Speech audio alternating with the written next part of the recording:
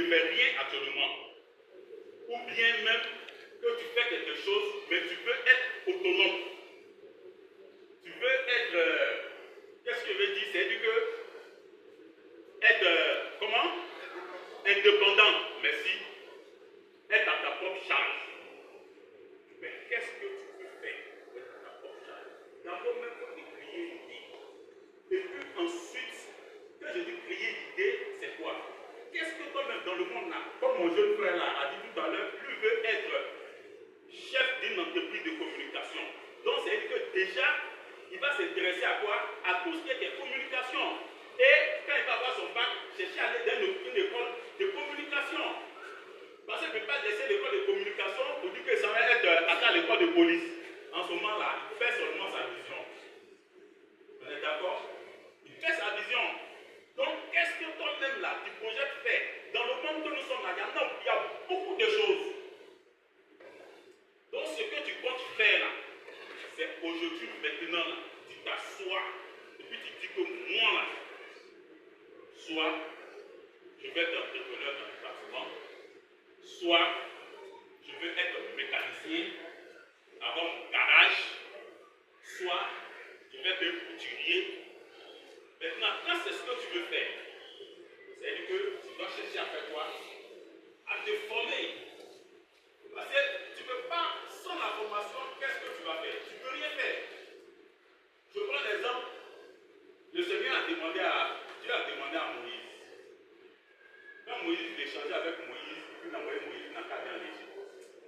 Dieu, il échangeait avec Moïse n'a qu'à aller en Égypte. Moïse dit que tu vas aller dire quoi devant Pharaon? Que tu connais Pharaon? Quels sont ceux qui demandent à faire plus long? Mais Moïse avait quelque chose en main. Tu peux te demander qu'est-ce que tu as en main? C'était quoi? Un bâton. Son bâton là. C'est ce bâton-là que Dieu a transformé. Et puis le bâton est devenu serpent. Et puis ce bâton-là, allait devant Pharaon, a fait des miracles, des malentendus entre nous, des choses entre nous. Et on s'est séparés. Quand on s'est séparés, ce n'était pas facile pour moi du tout. Je suis allé devant Dieu, allé parler avec Dieu. Ah, voilà la situation qui se passe. Avec quoi? Avec des larmes aux yeux. Pendant presque une semaine. Maintenant, un jour, Dieu me dit, après une semaine, Dieu me dit, mais bon, moi je veux faire quelque chose pour toi. Qu'est-ce que tu as en main? Je regarde vraiment, je n'ai rien en main. Je dis, bon, ok. C'est le Seigneur qui me répond, hein. Comment ça va quelque chose dans ta main? En faisant quoi? Va créer une entreprise. Il dit créer une entreprise. Ok. Je me lève, je vais me renseigner comment créer une entreprise. On m'a donné tout ce qu'il faut. On m'a dit voilà combien il faut et voilà tous les documents qu'il faut. Je suis revenu voir le Seigneur. Ah, vraiment, voilà ce qu'on me demande, voilà ce qu'il faut. Et puis même l'entreprise, même là, doit porter un nom. C'est quel nom que je dois mettre dans-dessus de notre entreprise là? Parce que c'est quelqu'un qui m'a dit d'aller faire ça. Donc je ne peux pas prendre des décisions mon seul. Et le Seigneur me dit, c'est moi je peux pas. Parfait. Maintenant, le travail là, ça va se passer comment? Bon, moi-même, je ne peux pas me donner du travail. Il faut que je parte chercher du travail. Pour que mon entreprise, ma société, puisse avoir quelque chose. Mais comme je l'ai dit encore, quand Dieu est dans quelque chose, quand tu commences avec Dieu, parce qu'il a dit que c'est lui qui pourvoit, et l'entreprise s'appelle Jéhovah Jireh, le miracle des premiers chantiers, c'était un très grand miracle. Peut-être que je n'ai jamais témoigné ça, mais aujourd'hui je vais le dire.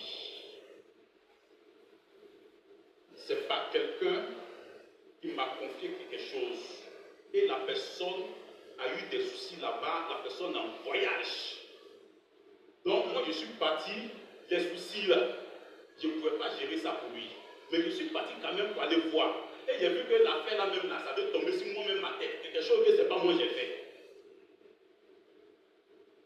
Au fait, la personne a loué une maison, il ne peut plus payer. Et la personne est partie en voyage, est partie. Et ses affaires sont dans la maison. Donc moi je suis parti pouvoir négocier. Mais quelqu'un m'a dit c'est mieux que tu gagnes temps, il faut partir parce que ça, ils vont te créer des situations, des problèmes. Mais il dit non, je ne peux pas partir, on m'a confié. Pourquoi il y a avoir peur, puis il y a une veille. Donc j'étais devant la dame qui s'occupait de la maison, en train de parler. Elle dit mais monsieur Samson, bon, vous devez tant, votre ami là, tant, bon, vous devez nous payer comment? Il dit ah madame, on va payer, mais il faut que vous patientez pour qu'il ait longtemps en contact avec la personne, vraiment pour que la chose puisse se faire. Au même moment, son téléphone a sonné. Elle a commencé à communiquer au téléphone. Elle dit ah mais chaque année je fais les peintures du bâtiment, chaque année je fais les peintures du bâtiment, mais on reprend les peintures, on fait toujours les peintures. C'est là que le Dieu, Jéhovah Jireh, va rentrer maintenant dans le fond des choses. Merci. Bon, il m'a coupé. On va ça sur notre fin. Jéhovah Jireh, le Dieu qui pourra que son nom soit glorifié. Alors donc, vous avez entendu les différents témoignages de nos frères. Je vais appeler ici le leader national qui va nous situer un peu le cadre dans lequel nous sommes en train de travailler. Et après lui, j'aurai besoin de 2 ou 3 personnes pour poser des questions auxquelles nous allons répondre et nous allons passer au deuxième point. Merci. Bonsoir. Que le Seigneur vous bénisse. Voilà. Ce que nous sommes en train de faire ce soir et que nos frères ont présenté, c'est de vous préparer, vous en tant que jeunes, à avoir une vision sur votre vie. Est-ce qu'on comprend?